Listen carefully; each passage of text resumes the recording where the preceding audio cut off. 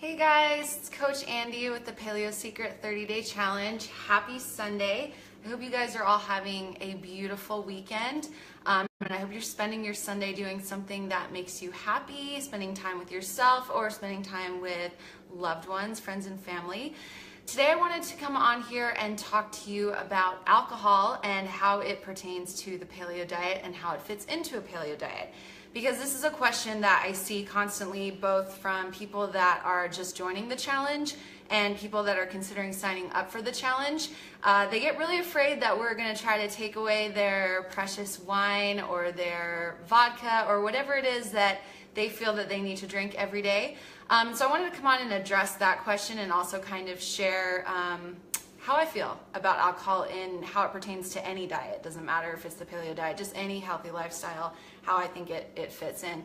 So I want to start this video off by saying that I am not here to make you feel bad if you drink alcohol. I'm not here to try to convince you to change your mind about alcohol, and I'm not here to preach to you in any way about alcohol. So I hope that you can watch this video with an open mind and maybe just be willing to hear a different perspective and maybe learn something that you might not have considered before. So that being said, I myself have had a lot of trouble with alcohol over the course of my entire life, and it's definitely something that has affected my life in many ways. I've lost a lot of friends. I've had family members affected by it. I know people who have lost their kids, their job, their lives.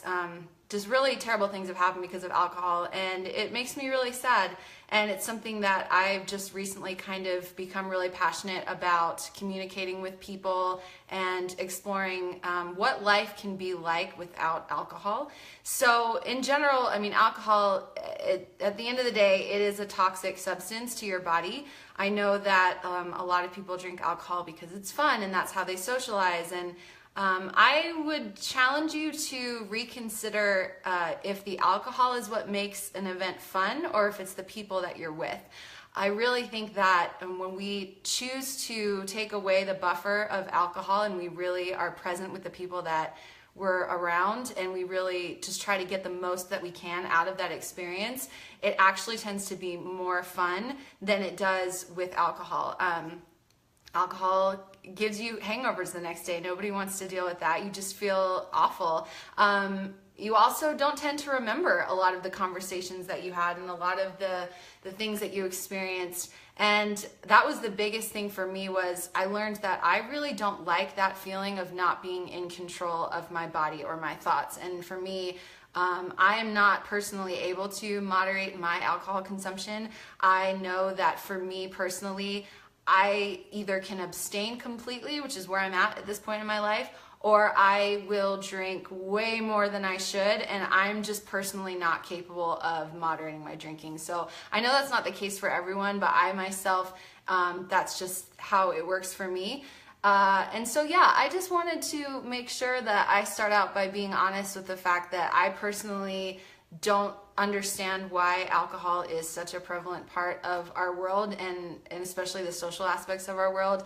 And I would just challenge you to really think about the reason why you feel that it always needs to be involved in whatever activity that you're partaking in. So just some boost for thought. So now, okay, so you want to do the paleo diet, but you also want to drink still. Okay, so here are some things that I would recommend you keep in mind when you're doing that. Clear liquor is going to be the best for many reasons. It's going to be usually the least processed, so it's gonna be the cleanest version, and it usually is gonna have the least amount of sugar in it. So gluten-free clear liquors are where you want to stick to. So tequila is naturally gluten-free and is a clear liquor. Vodka, they have Tito's vodka, is a potato-based vodka, but you need to do your research on vodka because I know quite a few of them are not gluten-free, so that was just something you'd have to do your research on. Most whiskeys and bourbons have gluten in them, so same thing, you'd have to look into that. And then beer, there are quite a few gluten-free beers that it's just, I guess it's really just personal preference as far as taste. Ciders almost always should be naturally gluten-free, so but that's going to have a higher sugar content, so you really want to pay attention to how many of those that you drink. They are delicious, I understand, but they also are going to be higher in sugar. So you want to stick to the clear liquors. If you're having a cocktail, you really want to avoid all of the sugary stuff that they add to it. So if you really liked margaritas, for example, I would recommend just doing a tequila, some club soda, and then using fresh lime juice. If you really wanted to use a little bit of like a natural, paleo-friendly sweetener, like maybe a honey of some kind to sweeten it, then that would be okay. But I would really encourage you to get used to the flavors of citrus and how naturally sweet they can make both foods and drinks. So any kind of fruit is going to be good. So say you want to do like a vodka soda, but you usually do a vodka cranberry, so you're used to a little bit more of that sweetness. Grapefruit slices are awesome. I love to do, well, personally I do mocktails, so I just keep the liquor out, but I do mashed mojito, like a fake mojito, and I do mint and limes. So any kind of natural herbs that you can get and any kind of fruit, citrus, is going to be awesome. You can also make your own juices. So if you can get some fresh grapefruits and then juice them and have your own fresh grapefruit juice or your own fresh lime juice, that's going to be awesome. And then wine is another one that it's going to be really high in sugar, but same thing. If you're only having it sparingly, it's not going to be the end of the world. It's definitely going to be a better alternative or a better option to like a heavy beer. And actually a good trick with wine is to do like a spritzer. So do a small pour of wine and then do the rest club soda. That's something that I've experimented with before, and I find it really effective. So you're actually going to drink less, but the glass is still full and it's got a little bit of a fizz to it, and it still has a little bit of sweetness, but it's cutting down on some of the sweetness, so it's not super powerful. And then overall, you really, if you really want to dedicate to the paleo diet and you really want to change your life and be healthier, just keep the drinking to a minimum. I mean, there is literally no health benefit to drinking alcohol. You are not going to be more healthy by keeping alcohol in your diet. So if you are going to continue to drink, just make sure you're watching your amounts and moderating it if you are able to. As I mentioned, I am not able to do that. But you really want to have, I think, the common guidelines are 1 drink for a woman, like it's like an 1.25 ounces of any kind of alcohol for a woman, 5 ounces of wine, I think, and then for a man you can have 2. I think those guidelines are just nonsense. I mean, if you really have to like regiment it, then I think that there's more of a problem than you might care to admit. I definitely would try to recommend drinking tons of water. So for every cocktail or drink that you have, make sure you have a glass of water. You want to stay hydrated. In general, like I said, alcohol is a toxic substance in the body, so it is going to cause inflammation, which is not really going to help you if you're trying to be healthier. It does lead to weight gain, so it just gets converted into the body as a sugar and is just going to wreak havoc on your body for that reason.